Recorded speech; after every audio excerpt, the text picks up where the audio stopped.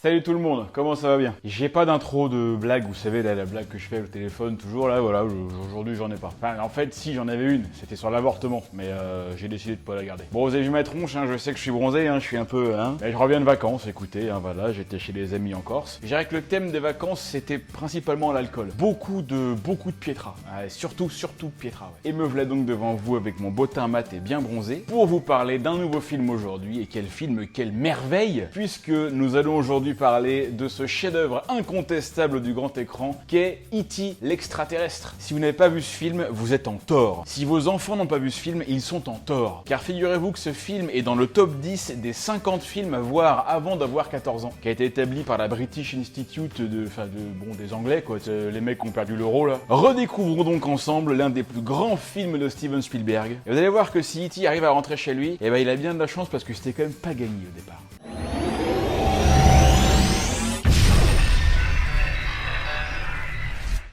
Avant de commencer cette merveilleuse vidéo, prenons quelques instants pour passer une page de réclame. Si les réclames et les pubs vous gavent, eh ben, vous trouverez le timecode dans la description ou directement sur la barre de défilement pour passer directement à l'épisode. Ça se fait en un clic. Où est le problème? Mais y a pas de problème. Pour les autres, eh ben c'est parti. La vidéo d'aujourd'hui est sponsorisée par le jeu Raid Shadow Legends. Un excellent jeu d'action, aventure, baston, bref, tout ce qu'on aime. C'est beau, c'est bien foutu, c'est dynamique, c'est dispo sur iOS, Android et PC. Vous pouvez utiliser les liens dans la description pour télécharger directement l'appli. Et comme vous le savez, c'est un jeu avec énormément de contenu, énormément de personnages qui se renouvellent sans cesse. Et moi, ça, c'est ce que j'aime bien. Parce que je peux vous jurer que je me fais assez vite chier dans ce genre de truc-là. Mais là, il y a un sacré paquet de champions, c'est le but du jeu. C'est les personnages, c'est les champions que vous collectionnez. Il y en a plus de 500. Tous avec des styles, des armes, des pouvoirs différents et qu'on fait évoluer au fur et à mesure. Donc au niveau des équipes et des combinaisons, c'est quasiment infini. Et moi, c'est un peu ça que j'aime. C'est découvrir des nouveaux styles, un petit peu pour voir au niveau de la créativité et du design, où jusqu'où ont été les mecs de Raid Shadow Legends, quoi. Et là, ce mois-ci, il y en a encore 5 nouveaux que vous pouvez obtenir et qui claquent bien leur race. T'es mal bouclier de celui-là, non mais attends. Bon, par contre, il voit rien,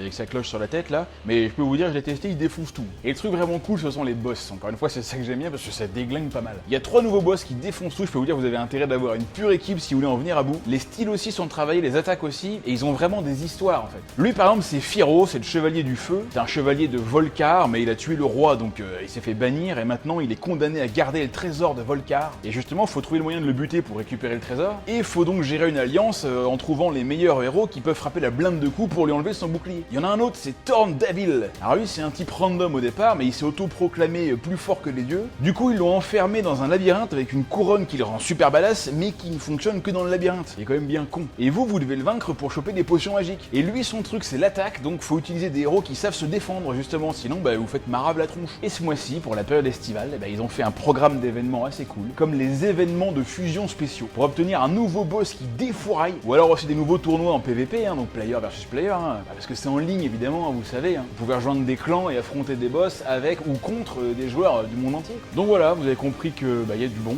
et si ça vous dit, et surtout si vous voulez partir du bon pied dans l'aventure, cliquez sur le lien dans la description ou scannez ce QR code, et vous obtiendrez un champion épique Konoru. Elle est un peu en mode Kill Bill, quoi, tu vois, ça doit être une ancienne bouchère, 200 000 d'argent, un boost d'XP, une recharge d'énergie et un éclat antique pour pouvoir invoquer un champion qui tâche dès que vous entrez en jeu. Vous trouverez tout ça dans la boîte de réception qui se trouve juste là, et toutes ces récompenses sont disponibles pour les nouveaux joueurs pendant les 30 prochains jours. À vous de jouer les amis, et merci Raid Shadow Legends. Ouais. D'abord, et comme d'habitude, les infos d'usage sur le film. E.T. est le 7e film de Steven Spielberg, mon réalisateur préféré. Oui, je sais, c'est facile. De dire que Steven Spielberg est son réalisateur préféré, c'est un peu classique. C'est un peu comme dire que Michael Jordan c'est son basketteur préféré et que Rocco Siffredi c'est son acteur de X préféré, quoi. Ces mecs sont les références absolues dans leur discipline. Mais en même temps, c'est pas un hasard non plus. Si ces gars-là sont des références, c'est bien parce qu'ils ont fait leur métier avec passion, dévouement, qu'ils ont fait un travail formidable et qu'ils ont fait rêver des millions de personnes à travers le monde. En vérité, je vous le dis, ces 3 mecs sont mes idoles. E.T. donc est sorti en 1982 et il raconte l'histoire d'un extraterrestre tout mignon, tout gentil. Enfin, tout mignon, non. Tout moche, tout gentil, Ouais, plutôt. Ouais. Qui se fait lâchement abandonner sur Terre par ses potes et qui va aller se réfugier chez une famille de gitans. Bon, c'est pas des gitans. Bon, on en est pas très loin, Là, on n'est pas chez le Quénois. Tout le monde n'aura pas la ref, mais c'est pas grave. Et E.T. va nouer un lien très fort avec le cadet de la famille, Elliot, qui va essayer de le cacher du monde des adultes qui veulent le récupérer pour certainement lui faire peut-être des misères sexuelles. Et donc Elliot, avec l'aide de son grand frère Michael et sa petite sœur Gertie, le premier rôle de Drew Barrymore, tout le monde le sait, vont aider E.T. à reprendre contact avec ses potes qui l'ont laissé là, lâchement. Non, mais on peut le dire. Et il arrivera finalement à rentrer chez lui, non sans avoir dit au revoir à Elliot dans une scène d'adieu déchirante, qui nous a tous fait pleurer. Et puis c'est tout. Alors en quelques mots, pourquoi on aime E.T. Parce que c'est vrai que quand on le voit, on est quand même en droit de se poser la question, tellement il donne pas envie qu'on s'attache à lui, quoi. Déjà quand on est adulte, il fait peur, mais alors quand on est enfant... Moi je vois un truc comme ça, mais je suis traumatisé pendant 10 ans. Bon, mais à part ça, E.T. d'abord c'est un film mortel, parce que c'est l'un des tout premiers films à nous présenter un extraterrestre gentil. Et Tigeon le E.T. On dirait une petite mamie un peu paumée là, qui sait plus où elle en est. Alors mamie, y arrives-tu? Où c'est que tu vas là? Non mais il est super attachant E.T. en fin de compte. C'est d'ailleurs une sacrée prouesse de la part de Steven Spielberg, d'avoir réussi à faire un extraterrestre si attachant alors qu'il ressemble à une paire de robignoles séchées. Et c'est d'ailleurs assez ouf quand tu sais qu'au départ, Spielberg il voulait faire un film sur d'extraterrestres méchants qui attaquaient une famille. Et ce serait François Truffaut, un autre François Truffaut national, paix à son âme, qui sur le tournage de Rencontre du troisième type, lui aurait conseillé de réaliser un film plutôt sur l'enfance avec un extraterrestre gentil. Donc quelque part, on pourrait un peu dire que E.T. existe grâce au conseil de François Truffaut. Parce qu'E.T. est bien évidemment aussi un film sur l'enfance, et en particulier celle du réalisateur lui-même. Spielberg il l'a souvent dit, qu'E.T. c'était son film le plus personnel. Comprenez qu'on peut y voir un espèce de petit côté autobiographique, quoi. Comme pour Elliot, Spielberg a vu ses parents se séparer quand il était enfant. Comme Elliot, il était un peu seul et il s'est réfugié dans son monde. Et comme Elliot, il savait pas faire de vélo, il se viandait à chaque fois. En bref, on retrouve avec E.T. notre âme d'enfant et on se prend d'amitié pour cet être venu d'ailleurs et que le monde des adultes veut à tout prix récupérer. C'est beau, vous avez vu, pour l'instant, pas trop de vannes, vous voyez, c'est parce que je l'aime bien ce film. Je vais le défoncer, mais je l'aime beaucoup quand même. Allez, c'est parti, on lance le film. Bon, déjà le titre apparaît avec une police d'écriture nulle. Le film s'ouvre sur un ciel étoilé. Bon, c'est un faux ciel, évidemment, on reconnaît pas une seule constellation. Il y a quand même la nébuleuse Trifide sur l'affiche, mais n'empêche, un ciel comme ça, c'est que moi, il m'en faut pas beaucoup plus pour ouvrir une petite piétra. Alors là, on découvre le technodrome de Krang dans les Tortues Ninja. Qu'est-ce qu'il fait là? On ne sait pas. Et ensuite, tu te rends compte que c'est en fait un vaisseau spatial, et là, tu distingues des formes dans les fourrés. J'aime bien ce mot fourré. Alors, première chose qu'on peut remarquer, c'est que là, si les gars cherchent à être discrets, faudrait peut-être qu'ils relisent la définition. Mais les mecs, ils ont mis les lumières à fond, ils font du bruit. C'est limite, ils vont pas faire péter un feu d'artifice, quoi. C'est histoire que tout le monde sache bien qu'ils sont là. Tu vois des doigts qui essaient d'attraper une branche, à l'intérieur du vaisseau, tu vois des champignons un peu chelous et des plantes et tout. A priori, les gars seraient plutôt dans la botanique, mais ça les empêche pas aussi d'être joueurs, ils en profitent pour se faire un petit 1, 2, 3 soleil. 1, 2, 3 soleil. Ah, t'as bougé là à droite? Non, j'ai pas bougé. Ouais, bon, ok, c'est bon. D'ailleurs, ils ont tous un Krang à l'intérieur, vous avez vu? Non, mais c'est bien le technodrome, le truc, y a pas de doute. T'en as un qui t'arrache une plante, un autre qui fait du tourisme. Bon, déjà, tu sens qu'ils sont un peu moins cons que l'extraterrestre de la guerre des mondes. Eux, au moins, ils ont l'air de tâter le terrain avant de venir s'installer, quoi. Bon, t'en as quand même un qui s'avance un peu plus loin que les autres, et pas très prudent celui-là, parce qu'il arrive aux abords d'une grande ville, et d'un seul coup, blah, y a un gros monstre qui arrive. Bon, c'est juste une bagnole, mais lui, il le sait pas. Faut pas oublier qu'ils sont quand même assez cons, en fait, on va le voir tout le long de la vidéo. Il y a plein de voitures qui arrivent, des types sortent, il y a un gars qui apparaît, mais on voit pas sa tête. On se focalise sur ses clés, alors tu ne sais pas pourquoi. Jamais on le saura, on aura toujours que ses clés à lui. Les mecs font exprès de tous marcher dans un flaque de boue là, c'est complètement con. On voit bien que c'est pas eux qui nettoient les chaussures. L'autre dans le vaisseau, il est là. Qu'est-ce qu'il faut, Robert? T'es où, bordel? Il y en a de la route, Si on veut toper de l'ensemble de Provence dans 1 heure, il faut y aller, Les autres, ils le repèrent, et c'est parti! Et écoutez le bruit là, on a trop l'impression qu'il se prend la bagnole. Course-poursuite dans la forêt, le truc, il y a 1 minute, il marchait à 1 à l'heure, et maintenant, il court plus vite que Usain Bolt, alors qu'il y a de la fougère partout. Les autres, ils arrivent même pas à la rattraper. Et là, le truc un peu chelou, c'est que ses potes dans la navette, ils se barrent. Ils repartent sans lui. Putain, ils l'attendent même pas, les mecs. Mais pourquoi ils l'attendent pas? Non, mais les mecs, je suis vachement sérieux. Règle numéro 1, on ne laisse jamais un soldat sur le terrain, les gars. Eux, ils ont pas fait l'armée, ça se voit. De toute façon, ils ont pas de valeur. Si ça se trouve, ils ont même jamais tué personne. Oh, les losers. En fait, dès la première scène, tu te rends compte que c'est un peu une race d'enfoirés, ces types-là. Alors oui, est-ce qu'ils partent pas vite parce qu'ils veulent pas que les humains les voient? D'accord. Mais au pire, t'éteignais les lumières avant, non? Et puis bon, c'est pas comme s'ils décollaient en mode furtif, quoi. Là, tout le monde vous voit, les gars. Je vous le dis, si vous voulez passer inaperçu, c'est pas comme ça qu'il faut faire. Donc, mes amis, je pose une première question. Pourquoi les potes d'E.T. se barrent sans lui? Je ne sais pas. Je ne sais pas. La seule explication que j'ai trouvée, c'est parce que E.T., en fait, c'est un boulet. C'est un con, en fait. Tu sais, si le gars qui colle, on peut pas être son pote, quoi. On en a tous un. C'est-à-dire que les autres E.T. auraient vraisemblablement fait exprès de le laisser sur place. Pourquoi? Parce qu'il est bidon et qu'ils en avaient marre de lui. Ils lui disaient, allez, salut mon con. Et tu m'avais chier depuis des années, bon débarras. Non, mais si on part du principe que c'est une race d'enfoirés. Bah ça se tient. Donc, notre E.T., il se retrouve tout seul sur cette planète étrangère et il va devoir se débrouiller tout seul dans ce nouveau monde hostile qu'il ne connaît pas. Allez, on découvre maintenant une bande de jeunes qui jouent à un jeu de société et qui boivent du soda et de l'insecticide. Je connaissais pas cette coutume. C'est peut-être pour ça qu'ils sont des gueules comme ça, t'sais. Et il y en a un plus petit qu'eux qui veut jouer aussi avec eux là, mais il doit d'abord aller chercher des pizzas. Il y va et quand il revient, on entend un bruit dans le garage. Pendant ce temps, tu découvres la maman qui est là aussi avec eux, qui passe la soirée avec eux, et les gars, Bien le pote qui fait semblant de mettre son doigt dans le boule de ta mère devant toi, quoi. On est à 9 minutes de film, déjà y a plus de respect, quoi. Putain, mais moi si j'ai un pote qui fait ça devant moi, mais je le défonce sur place. Bah, tu l'as déjà fait plusieurs fois, tu l'as même fait avec ma mère. Oui, non, mais moi c'était différent, moi c'était pas avec le doigt, moi. Ah non, mais attention, elles étaient consentantes, hein. Ah bah, pour une fois. Le petit qui s'appelle Elliot, on l'a entendu, il va dans le garage pour voir d'où venait le bruit. Il a pas peur, hein. Et moi, franchement, j'ai un peu les boules quand même. Et pourtant, je suis courageux. Bah attends, moi je me suis déjà battu à 8 contre 1. Attends, le pauvre, qu'est-ce qu'on lui a mis? Il voit de la lumière, il jette sa balle. C'est tellement qu'il se dit que ça va peut-être intimider le mec qui est là, hein. Le voleur va se dire, putain, le balle de baseball. Oh, c'est carrément chaud, faut que je me barre d'ici. Sauf que le truc lui renvoie sa balle. Alors tu comprends pas trop, parce que là, E.T. il se cache, mais en même temps, il renvoie la balle. C'est-à-dire, qu'est-ce que tu cherches à faire en fait? Tu cherches à te cacher ou pas? Déjà, si tu cherches à te cacher, qu'est-ce que tu vas te foutre dans un endroit plein de lumière là? Si tu veux être sûr qu'on te trouve, tu peux pas mieux t'y prendre, quoi. Et si en plus tu renvoies la balle pour dire que t'es là, bah autant pas te cacher. Aucune logique le truc, quoi. Ah mais vous allez voir, ça va être comme ça tout le film. Du coup, Elliot il court dans la maison pour aller prévenir tout le monde. Ils sortent tous pour voir ce que c'est, t'sais, ils ont 14 ans, ils prennent tous un schlass grand comme eux, t'sais, y a pas de problème, on est aux States. Ils voient des traces et le grand frère dit: Le coyote est revenu, maman. donc toi, ça te fait penser à les traces de coyote. Mais comme dirait Michel, Il y a longtemps que t'en as pas vu?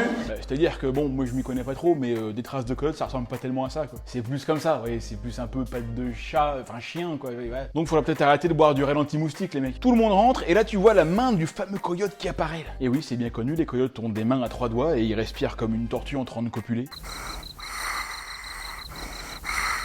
Retour dans la chambre, là on voit le chien dans son lit avec sa propre photo. À peine un but de sa personne, le yinche quoi. Il met sa propre photo de lui sur sa table de chevet. Et il entend encore du bruit, et Elliot est juste au-dessus, et il est réveillé aussi. Bah c'est-à-dire E.T. tu sais pas ce qu'il fait, mais l'autre il fait un bruit, t'as l'impression qu'il est en train de te ranger le garage. Elliot y retourne, ils avaient même pas éteint la lumière. Le plan est joli là, c'est avec les jeux de lumière, un peu la lune là dans le ciel. Cette fois il décide d'aller voir dans les hautes herbes, alors qu'il ne faut pas aller dans les hautes herbes, hein. Il le disait dans Jurassic Park le monde perdu. Allez pas dans les hautes herbes! Putain, il est pas farouche le gamin, hein. Vous le feriez vous ou pas? Franchement, moi je le ferais, parce que voilà, encore une fois, je suis très courageux de nature. Ah bah je suis poisson, hein, donc déjà, ça veut rien dire. Et d'un seul coup, il voit E.T. Les deux ont super peur, et alors le truc te fait un de ces bruits. C'est une sorte de mix entre une tondeuse à gazon et un chat à qui tu marches sur la queue. Donc encore une fois, si on résume, le mec fait un boucan pas possible et te renvoie la balle quand tu y lances, mais a super peur et se barre en courant dès qu'il te voit. Aucune putain de logique, le bordel. En plus, il te fout un merdier pas possible, non mais franchement. Par contre, lui, Elliot, alors il est en kiff. Là, ça y est, lui, il est amoureux, là. Alors forcément, le lendemain, au lieu d'aller à l'école, bah il part à la recherche de son nouveau crush. Il lui file des M&M's, tu vois, tu sais pas pourquoi il en met là, spécialement là, tu vois, mais il est où, là, d'abord? Comment il sait que E.T. il est passé par là? Ça se trouve, il est pas là du tout. Parce que là, les traces, elles sont légèrement différentes. Ça, c'est ce qu'on appelle les traces de pneus. Bah peut-être que E.T. a tellement eu peur qu'il s'est lâché et qu'il a laissé ce qu'on appelle des traces de pneus. Mais si c'est ça, là il a vraiment eu très peur. D'ailleurs il est passé 2 fois. Mais je comprends pas pourquoi Elliot il met des M&M spécialement là, tu vois. Si ça se trouve il est en train de gâcher des M&M, c'est moi ça m'énerve. Oh putain il y a un mec là, c'est qui lui? Qu'est-ce qu'il fout là? Est-ce qu'il cherche E.T. aussi ou c'est juste un type random qui a marché dans une merde et qui s'essuie la chaussure? Mystère et boule de gomme. Elliot repart et on voit à nouveau les doigts d'E.T. qui foutent quand même un peu les boules. Tu sais pas si c'est des pattes d'araignée là, tu sais pas ce que c'est ce qu'il fait quoi. Peut-être le truc est arbrophile quoi, tu vois, et il se fait plaisir sur les arbres. Bah je sais pas mais bon à l'entendre, on a peut-être les mecs qui sont venus sur Terre pour ça, quoi, tu vois. Bon, dîner familial au calme, on redécouvre un peu tout le monde, donc il y a la mère, le grand frère, Elliot et la petite sœur. Le papa est pas là, hein, on va apprendre dans le film qu'ils se sont séparés avec la mère il y a pas longtemps. À table, tout le monde dit à Elliot que c'est bon, il a rien vu, là, il faut qu'il arrête de faire chier avec ça, là. Mais lui, il jure que si, il a vu un truc. En fait, il se fout un peu de sa gueule aussi, quoi, tu vois. Ou bien peut-être un elfe ou un farfadet. Ce n'était rien de tout ça, espèce de couille molle. Elliot. Donc toi, quand ton fils de 11 ans balance une insulte vulgaire à son frère à table devant la petite sœur, ta première réaction c'est de te marrer. Ah bah je ne vous félicite pas madame, en fait on est bien dans une famille de cassos. La mère là, ça doit être une cousine lointaine de Jean-Claude Convenant. Maman, la durée depuis des pieds.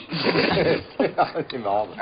Il décide de passer la nuit dehors, des fois que Claude Couillon reviendrait là. Il entend du bruit à nouveau, il se réveille un peu et wouah! C'est quoi le truc chelou là? Putain, en plus il fait des bruits mais tu te demandes quoi. Le truc marche avec l'élégance d'un manchot bourré sur la banquise. Moi je me barre tout de suite hein. Et pourtant je suis courageux hein. Non mais je vous jure vraiment. Sachez par exemple que quand j'étais petit, je me suis battu avec un lion. Comment vous avez fait? Moi j'avais Simba hein, et là il y avait Scar et je peux vous dire que fallait une sacrée bonne dose de courage pour revenir à bout hein. Bah attends, c'est ton oncle quand même. Ensuite le truc s'approche d'Elliot, toujours en faisant ces bruits chelous là, on dirait un bébé qui essaye de dormir, t'sais.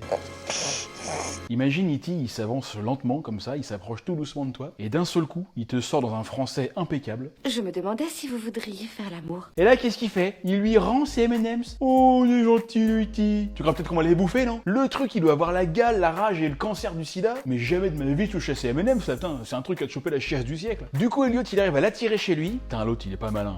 Le coup de viens chez moi, j'ai des bonbons, d'habitude, ça finit en effet divers. Moi, je serais E.T., j'aurais pas confiance. En même temps, je serais Elliot, j'aurais pas confiance non plus. En fait, E.T., c'est un film dans lequel on n'a pas confiance. Ils arrivent dans la chambre d'Elliot, et là, c'est parti pour le stage de découverte. E.T. prend tout et fout tout par terre. Et là, ça y est, on le découvre. Et mon Dieu, la déception. Oh, Sainte Marie, Mère de Dieu, mais regardez-moi cette tête. Ils auraient pu nous mettre une Neytiri ou une Gamora. Je dis oui, j'aime bien Zoé Saldana. Au lieu de ça, ils te mettent une merde séchée avec des yeux. Qu'est-ce que vous voulez, on peut pas être vernis à tous les coups. Alors là, tentative de communication. E.T. se met à imiter Elliot. Elliot lui fait un petit au-dessus c'est le soleil pour voir s'il connaît les bases. Et là, Elliot, il a quand même un petit coup de barre, parce que bon, normalement, il devrait être au lit, donc il s'endort. Bon, cette scène fonctionne bien. La musique douce de John Williams nous met vraiment dans l'ambiance. E.T. a pas l'air méchant, en plus, il ronronne comme un greffier. Espérons qu'il se mette pas à faire ses griffes sur le canapé. Pendant ce temps-là, les méchants adultes, eux, ils le cherchent toujours. Revoilà le type avec ses clés, on sait toujours pas pourquoi on se focalise toujours que sur le trousseau de clés. Peut-être que Spielberg était fan de passe-partout, tu vois. Et l'autre, en cherchant, il trouve les M&M's par terre, et qu'est-ce qu'il fait? Il en mange un, ce gros dégueulasse. Mais ça va pas bien, il est malade dans sa tête, lui. Tu trouves des M&M's par terre la nuit dans l'herbe, tu les bouffes. Mais on n'est pas des gitans, les mecs, mais qui fait ça sans déconner, c'est dégueulasse. Moi, je dis pas que les gitans mangent les M&M's comme ça par terre, Je crois qu'ils mangent les Skittles, par contre. Le lendemain matin, Elliot ne veut pas aller à l'école, et il simule une fièvre en collant son thermomètre contre l'ampoule chaude et en se couvrant le front pour faire croire qu'il a chaud. Créatif, le gamin. Là, franchement, j'aurais aimé avoir son improvisation. Je salue le geste. Et comme sa mère, elle capte rien à rien du début à la fin, évidemment, elle tombe dans le panneau. Elle ouvre le placard qui fait 100 mètres carrés, le truc à l'intérieur, c'est Narnia. Et alors elle, pour faire baisser la fièvre, certainement qu'elle allait voir ce qu'il fallait faire sur Doctissimo, elle rajoute une grosse couverture sur Elliot. Alors que tout le monde sait que le premier truc à faire pour faire baisser la fièvre, c'est de se découvrir. Et attends, c'est pas fini, parce qu'elle fait même mieux. Elle va carrément laisser Elliot toute la journée seule, malade à la maison. Alors elle, c'est Mother of the Year. En même temps, elle fait ce qu'elle peut aussi, Elle est seule avec 3 gamins, elle bosse, tu fais comment, toi? Bah moi je laisserai pas mon fils malade tout seul chez moi. Bah mais toi, t'as pas de gamin, toi. Bah justement, pour ça je le fais pas. Oui, ça se tient. Donc c'est parti, Elliot fait sortir E.T. qui apparemment a passé la nuit là sans que personne se rende compte. Pourtant on dit ça doit fouetter un peu, et on aurait dû remarquer l'odeur, mais apparemment ça choque personne. Peut-être que ça pue déjà chez eux, et c'est pour ça qu'E.T. est venu, que s'il se sentait chez lui. Donc Elliot veut lui montrer un peu les trucs de chez nous, tu vois, du coca, des jouets. Et à ce moment-là, il se passe un truc vraiment chelou. Elliot veut lui montrer des figurines de Greedo, Lando Calrissian et Boba Fett, des personnages de la saga Star Wars comme vous le savez. Et en fait là, il y a un gros problème. Là on a une espèce de mindfuck assez inexplicable. Alors, inexplicable aujourd'hui, depuis la sortie de Star Wars épisode 1 en 99, mais parfaitement explicable avant. Pourquoi je dis ça? En 99, on découvre dans Star Wars épisode 1 la menace fantôme que les E.T. font partie de l'univers Star Wars. On en voit 3 dans la scène qui se passe dans le Sénat galactique, là, et en faisant 3-4 recherches, on découvre que leur race s'appelle en fait les Ahsogans, qu'ils viennent d'une planète qu'on appelle la planète verte, comme la Terre qu'on appelle la planète bleue, et que le représentant des Ahsogans au Sénat s'appelle Greblieps. Et Greblieps, c'est Spielberg à l'envers. Alors pour la petite histoire, Lucas les a intégrés pour rendre hommage à Spielberg, qui avait lui-même fait 2 références à Star Wars dans E.T., avec du coup ces figurines qu'on voit là, et un peu plus tard dans le film, on le verra aussi tout à l'heure, un gamin déguisé en Yoda. Sauf que Lucas n'a manifestement pas pensé qu'en faisant ça, ça créerait un putain de problème de logique en fait. Une situation qui pourrait déchirer le tissu du continuum espace-temps. Vous voulez dire un de ces trucs qui peuvent vous détruire l'univers? Précisément. En sachant qu'E.T. fait donc maintenant officiellement partie de l'univers Star Wars, qu'il est canon. On a donc Elliot qui lui montre des figurines d'un univers qui est le sien, mais que Elliot a vu dans un film créé par un humain sur Terre. Vous commencez à voir le problème là? Alors soit George Lucas est sacrément visionnaire parce qu'il a inventé une histoire qui est en fait réelle, car les personnages qu'il met en scène existent vraiment, puisqu'on peut en voir un sur notre Terre qui vient nous voir, soit Star Wars n'est pas de la science-fiction, mais tout simplement un documentaire qui nous montre ce qui se passe dans une autre galaxie, ce dont j'ai personnellement toujours été persuadé. Bon, vous admettez qu'il y a quand même une espèce de truc chelou là. Je pose donc une deuxième question, quelle est l'explication à ce problème? Est-ce que dans la galaxie dans laquelle se déroule l'histoire de Star Wars, il y a quelqu'un qui a réalisé une saga cinématographique qui se passerait dans notre galaxie, dans laquelle il y aurait un moment des humains de la planète Terre, et il y a un humain de chez nous qui serait allé là-bas, et il y a quelqu'un qui lui aurait montré des figurines d'humains parce qu'il les a vues dans le film. Mais il n'y a pas d'explication, c'est un problème sans logique. J'exige de comprendre! Et là, j'aimerais bien savoir comment E.T. a fait pour voyager d'une galaxie à une autre. Parce qu'elles sont quand même à plusieurs millions d'années-lumière les unes des autres, les galaxies. Et sur la fiche originale, c'est ça qui a écrit. Il a peur, il est seul, et il est à 3 millions d'années-lumière de chez lui. 3 millions d'années-lumière, c'est pas la porte à côté, il me semble. C'est la galaxie d'Andromède. Voilà, effectivement, elle est située à 3 millions d'années-lumière. Est-ce que E.T. viendrait de la galaxie d'Andromède? Est-ce que Star Wars se passe dans la galaxie d'Andromède? Non mais on peut imaginer plein de trucs en fait. En tout cas, écoutez, si vous avez des théories intéressantes là-dessus, et ben partagez dans les commentaires, je retiendrai les 3 meilleurs et je vous enverrai mes slips sales. En tout cas, là, E.T., tu te demandes un peu comment ça se passe dans sa tête parce que, bon, s'ils l'ont envoyé sur Terre, c'est certainement parce que ça devait faire partie de l'élite de son peuple, tu vois. C'est un peu comme nos astronautes à nous, je veux dire. Nous, on a Thomas Pesquet, eux, ils ont E.T., tu vois. Ah non, mais ils ont pas été gâtés sur ce coup-là. Bah, parce que nous, Thomas Pesquet, bah, il joue du saxophone, quoi, tu vois. Alors après, E.T., lui, il a un doigt qui s'allume. C'est pas mal. Mais bon, à force de rester là-haut et de s'exposer aux rayons cosmiques, Thomas Pesquet, c'est pas dit que ça arrive pas un jour. Hein. En tout cas, E.T. sur sa planète, il est certainement très badass, mais alors sur Terre, il vaut pas un copec. Le truc ne comprend rien, on dirait qu'il a l'intelligence d'un bébé de 2 mois. Mais ne mange pas ça, putain, arrête de tout bouffer là. Non mais il est con en fait. Hein. C'est ça qui est un peu chelou, je trouve, dans ce film, mais je sais pas si vous serez d'accord avec moi. Si vous êtes pas d'accord, c'est pas grave, hein, je vais quand même très bien dormir ce soir. Mais E.T., il voyage dans l'espace, donc t'es un peu en droit de penser que son espèce est beaucoup plus avancée que la nôtre, mais par moment t'as vraiment l'impression d'avoir affaire à un demeuré. Là. Attends, le moindre truc bidon, ça lui fout les boules. Quand l'autre il va chercher à manger, l'autre il est en panique parce qu'il ouvre un parapluie, non mais franchement. Ah, c'est pas Thomas Pesquet qui a réagi comme ça, moi je te le dis. Du coup, Elliot revient avec le casse-croûte et E.T. s'est réfugié derrière des pluches. Non mais attends, moi je veux savoir, ne passons pas trop vite là-dessus. Comment il a fait E.T. pour faire tout ça là? Comment il a fait pour se cacher derrière toutes les pluches sans que ça se casse la gueule et pour remettre bien là? Genre il a eu le temps de remettre les pluches dans lui et faire un mur nickel alors qu'il est en trop en panique en plus. Impossible, monsieur Spielberg. Non, vous nous prenez pour des billes. Là-dessus, il y a le grand frère et la petite sœur qui rentrent, ils découvrent E.T. et tout le monde a peur, ils entendent la mère arriver donc ils vont cacher E.T. dans le placard. J'adore ce plan. La petite elle crie, E.T. il a peur d'elle mais il court vers elle, comme Tony. Aucune logique encore une fois. Bon, tout le monde se calme et là regardez ce plan. Regardez E.T. Il est comme il est tout mignon. Oh, il s'est caché là-dedans, pauvre petit père. Mais je comprends pas comment un extraterrestre peut être aussi bidon enfin. On est là en train de le prendre en pitié, putain, le truc il a le cerveau d'une chèvre. Non mais les mecs, vous savez faire des soucoupes volantes, bordel. Un peu de charisme quoi, apprenez-nous vos trucs, montrez-nous votre savoir-faire, au lieu de vous planquer la première porte qui claque. C'est une fille ou un garçon? C'est un garçon. Comment il le sait? Il a vu son bazar. En même temps, c'est pas compliqué, E.T. se balade tout le temps à poil. En tout cas, les 3 gosses se font la promesse de n'en parler à personne, et c'est quand même ça qui est assez intéressant. C'est que cet extraterrestre qui débarque sur Terre va donc être pris en charge par des enfants. Pas de gouvernement américain, pas d'armée, pas de scientifiques. La découverte la plus importante de l'histoire de l'humanité va être secrètement gardée dans le placard d'une chambre d'enfant. Le concept est tellement mignon. Mais je suis désolé, c'est un putain de gâchis, c'est n'importe quoi. Il y aurait tellement de choses à apprendre sur lui là. Et en même temps non, parce que c'est vrai que le film joue aussi sur le fait que les enfants ont cette espèce d'innocence, quoi, ce désintéressement qui va les pousser à aider E.T. coûte que coûte à rentrer chez lui, sans essayer une seule seconde de l'exploiter à tout prix, quoi, tu sais, d'exploiter ses connaissances en faisant tout un tas de tests sur lui, comme le feraient les adultes s'ils lui mettaient la main dessus. C'est un peu comme quand t'es enfant et que t'aimes tous les animaux, tu sais, t'as plein de peluches avec des animaux de la ferme, t'as dans les livres, il y a plein d'animaux et tout, tu vas au salon de l'agriculture, c'est génial, tu t'émerveilles devant un cochon, une vache et un lapin. Et tu vas complètement perdre cet amour en devenant adulte, puisque tu vas te mettre à les bouffer sans état d'âme, en ayant totalement rien à foutre de leur malheur. C'est en quelque sorte cette différence entre les enfants et les adultes qui va sauver E.T. Et c'est ça que Spielberg veut mettre en avant, et il y arrive très bien. Putain, il a quand même une gueule chelou. Revoilà Passepartout et ses potes avec tout leur matos là, qui pour l'instant ne sert absolument à rien vu qu'ils le trouvent pas. Ils ont qu'à suivre l'odeur, hein, ils le trouveraient tout de suite. Hein. Et au pire, s'ils le trouvent pas, bah ils arriveront dans une maison de retraite. Pendant ce temps-là, E.T. squatte donc dans la maison sans que la mère s'en rende compte. Hein. Les gamins essaient de lui montrer où ils sont, ils lui montrent un plan du système solaire. L'autre il parle, on dirait Valéry Giscard d'Estaing qui fait un discours. Et là, E.T. se met à faire léviter des objets pour faire un système solaire. Le truc de fou, ça y est. En fait, E.T., il a des pouvoirs magiques. Finalement, il est peut-être pas si con que ça. On va peut-être pouvoir en tirer quelque chose. À ce moment-là, ils entendent des bruits chelous et l'autre va voir ce que c'est et on comprend que les adultes ne sont pas loin. E.T., lui, il se déguise en Jedi et utilise la force pour ressusciter des fleurs. Bah, c'est possible, hein. Dans l'épisode 9, Rey et Ben, ils peuvent transférer de l'énergie grâce à la force pour réparer les blessures. Mais par contre, ils ont besoin de leurs mains quand même. E.T., lui, il le fait sans rien toucher, s'il te plaît. En fait, E.T., il est encore plus fort qu'eux, c'est vraiment un Jedi. Mais c'est pour ça qu'ils étaient au Sénat, les mecs. C'était des Jedi undercover. Le lendemain, Elliot retourne enfin à l'école. Donc là, E.T. va devoir rester tout seul à la maison. Est-ce que tu sens la connerie arriver? Juste avant de partir, la mère entend du bruit dans la chambre, donc elle va voir, elle jette un coup d'œil au plus dans le placard et ne remarque même pas la sale gueule d'E.T. qui doit fouetter le rat crevé juste devant ses yeux. En plus, il est gros, je veux dire, tu devrais savoir que c'est pas un truc de chez toi. Tu devrais au moins te rappeler si c'est toi qui as acheté ça, tellement c'est laid. C'est le genre de truc qui marque. Mais ça, c'est pas un truc que t'achètes, quoi. Les merdes, pareil, c'est des trucs qui se gagnent à la foire. Mais comme elle est et elle restera à côté de la plaque tout le long du film, bah ça passe crème. Donc pendant qu'Elliot est en classe, E.T. fait sa live dans la maison et il va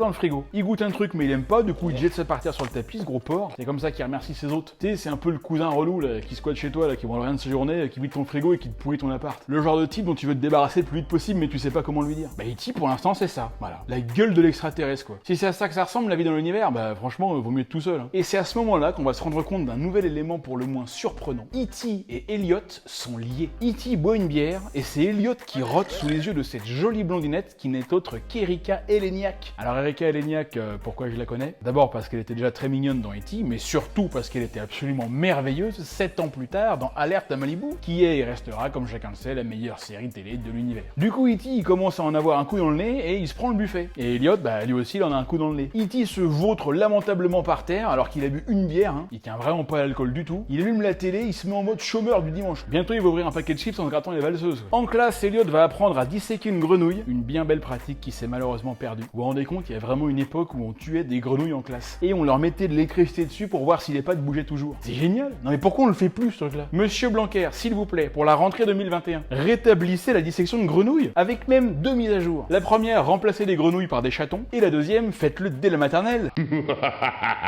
Alors à ce moment-là, grande nouveauté dans le film, puisqu'on va voir pour la première fois E.T. faire quelque chose d'un peu intelligent. Il voit des gens au téléphone à la télé, en même temps qu'il lit une BD de Buck Rogers, célèbre héros de science-fiction, qui est en train d'appeler à l'aide, et il fait le rapprochement avec une dictée magique, un jeu des années 80. Peut-être que certains d'entre vous ont lu ce jeu, quand ils étaient petits, et tellement vous êtes vieux. Et c'est à ce moment-là qu'Elliot décide de jouer les gros rebelles en délivrant toutes les grenouilles promises à une mort certaine. Et là, son lien avec E.T. va monter d'un cran dans la mesure où il va se mettre à reproduire ce qu'E.T. voit à la télé. Là, ça va loin quand même. Un homme et une femme s'embrassent à la télé, E.T. le voit, Elliot refait la même chose à Erika. Et là, je peux vous dire que Erika, elle a beaucoup de chance. Parce que si Elliot avait été lié avec moi, par rapport à ce que je regarde à la télé, Hey, je te conseille vivement de pas finir ta phrase si tu veux pas avoir des problèmes, toi.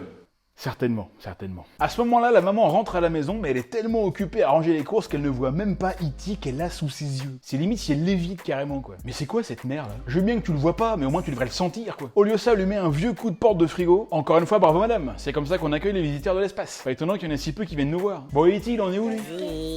Ah bah ça y est, il parle maintenant. Et là, Gertie va avoir la très bonne idée de déguiser E.T. en Amanda Lear. Bon, t'es pas sympa là. Ah ça va, je rigole.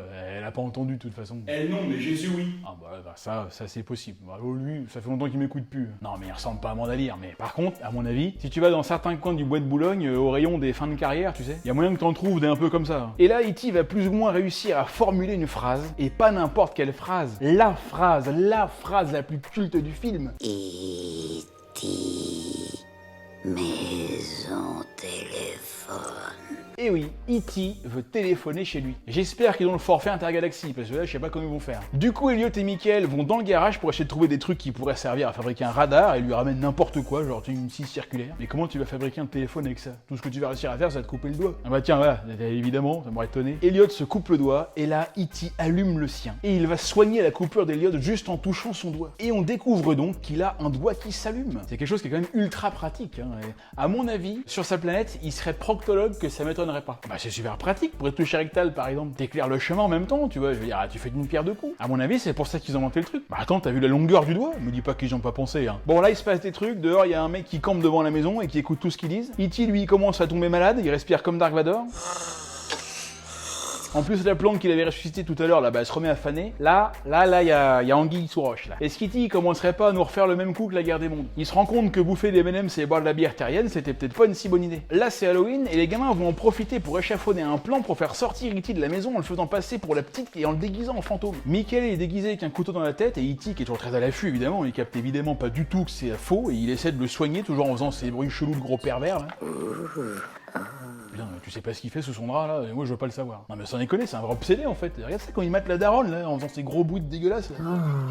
Bon, cela dit, je le comprends aussi. C'est qu'il doit pas en voir beaucoup des comme ça sur sa planète. C'est peut-être pour ça aussi qu'ils sont venus, avec leurs grands doigts là. Là, il croise un gamin déguisé en Yoda et il dit maison. Bah c'est pas étonnant, il voit quelqu'un de sa galaxie. Elliot le prend sur son vélo et l'emmène dans la forêt. D'un seul coup, E.T. ne fait plus que 50 cm. Elliot s'arrête pour chercher le chemin, mais là, E.T. prend le contrôle du vélo et waouh, c'est parti! Le vélo s'envole et c'est la fête!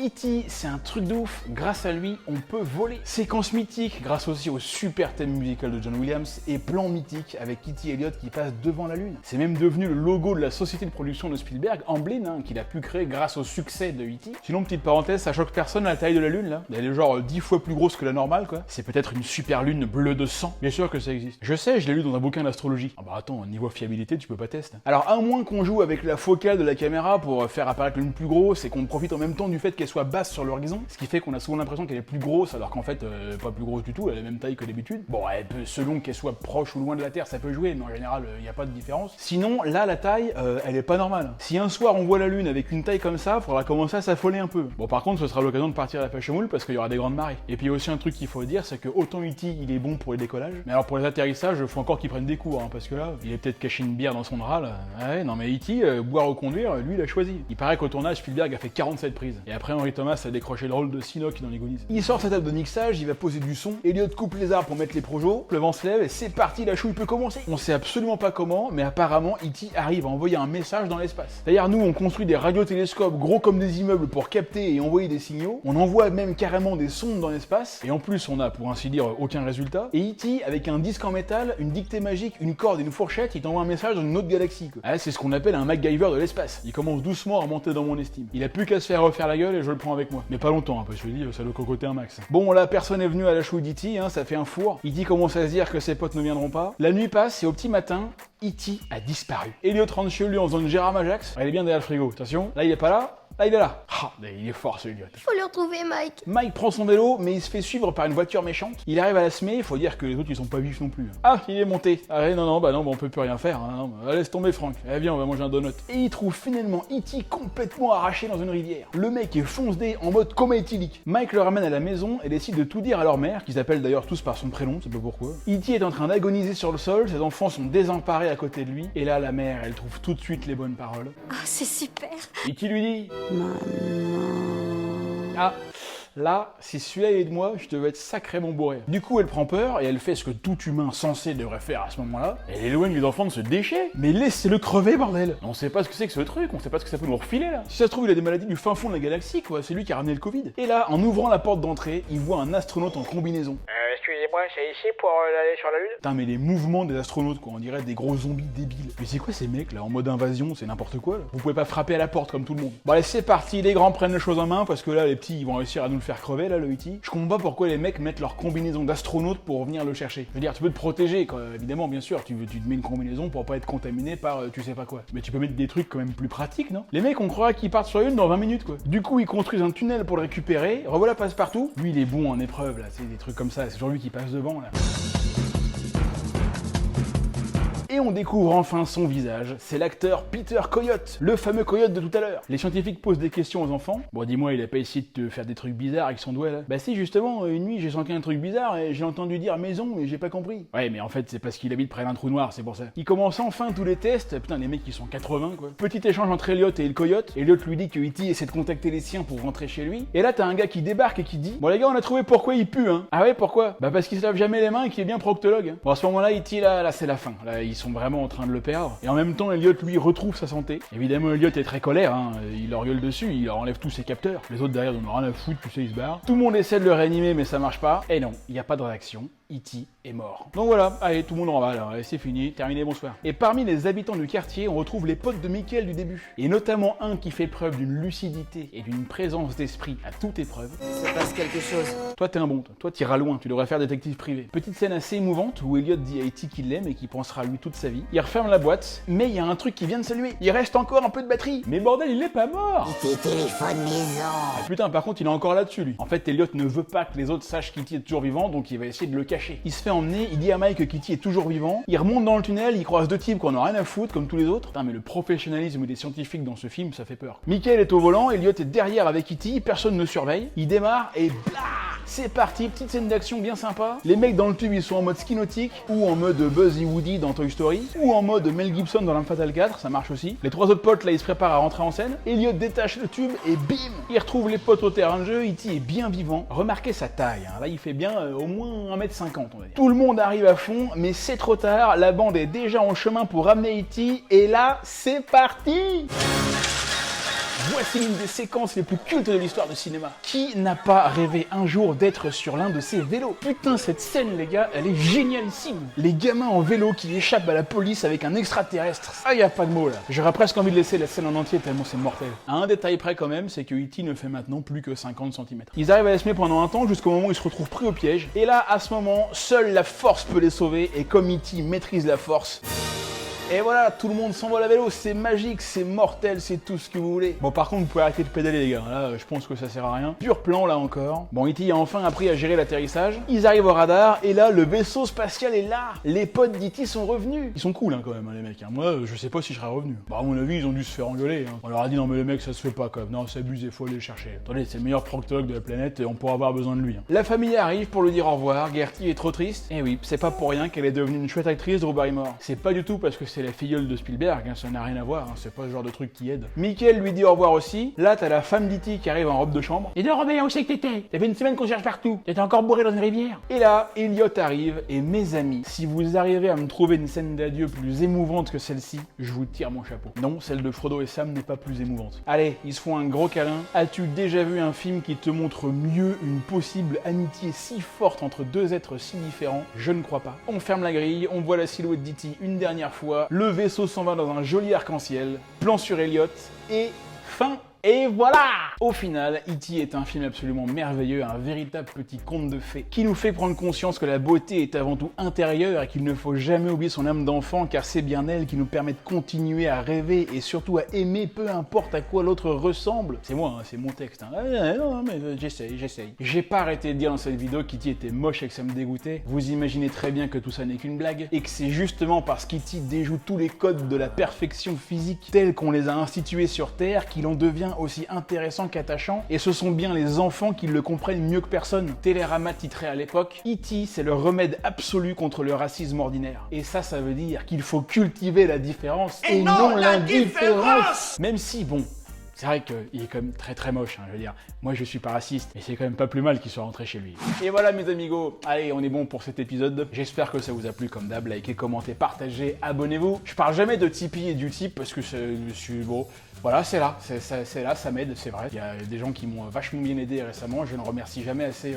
ceux qui m'ont aidé, c'est vraiment cool. Pour la prochaine vidéo, je vous parle d'un autre film directement parce que je sais que ça vous plaît beaucoup, moi j'adore le faire aussi. Et puis allez, je vous le dis déjà, comme ça c'est fait. On parlera d'Avatar. Et ensuite on reviendra aux bases avec une bonne vidéo astro. J'ai déjà le thème, mais je vous en dis pas plus. Allez, je vous laisse les potos, je vous dis à très vite pour un nouvel épisode. C'était Yann Solo sur 12 Parsec. Ciao!